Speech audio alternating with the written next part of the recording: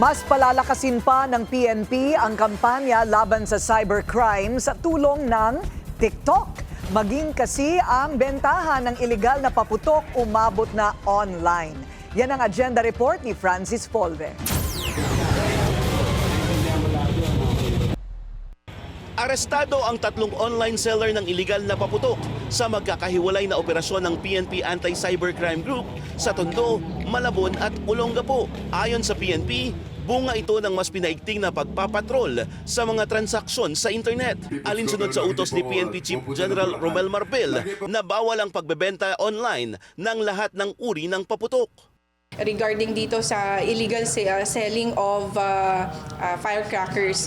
And yun po, itong mga platforms na ito ginagamit nila sa pagbebenta. And illegal po yung mga binibentang mga firecrackers. Kaya in-engage ng mga cybercrime cops natin at yung mga operatiba natin ay nagsagawa ng entrapment operation.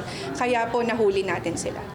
Kahapon, ininspeksyon ng PNP at Bulacan LGU ang hilera ng tindahan ng mga paputok sa Bukawe, Bulacan. Paalala ng DTI sa mga consumer, tiyaking may product safety seal ang produkto at mula sa lehitimong distributor ang mga ito. Huwag po kayong bibili ng mga produkto pailaw man o paputok na walang kumpletong label o kumpletong impormasyon sa kanilang label. Isang kolaborasyon naman ang sinelyuhan sa pagitan ng PNP Anti-Cybercrime Group at social media platform na TikTok.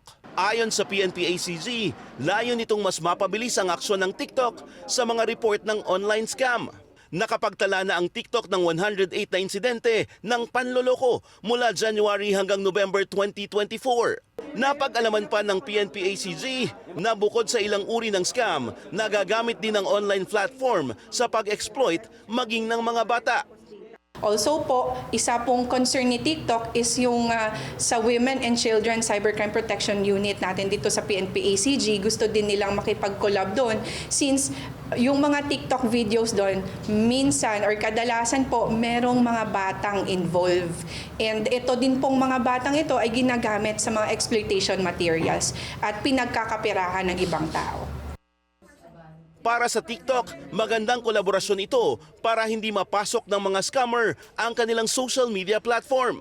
Banned ang TikTok sa ilang mga bansa tulad ng Estados Unidos, United Kingdom, Australia, Canada, Belgium, Denmark, France, India, Indonesia, Netherlands, New Zealand at Taiwan dahil sa security issues. Pero paglilinaw ng PNP ACG, may limitasyon ang mga impormasyon na ibabahagi nila sa social media platform.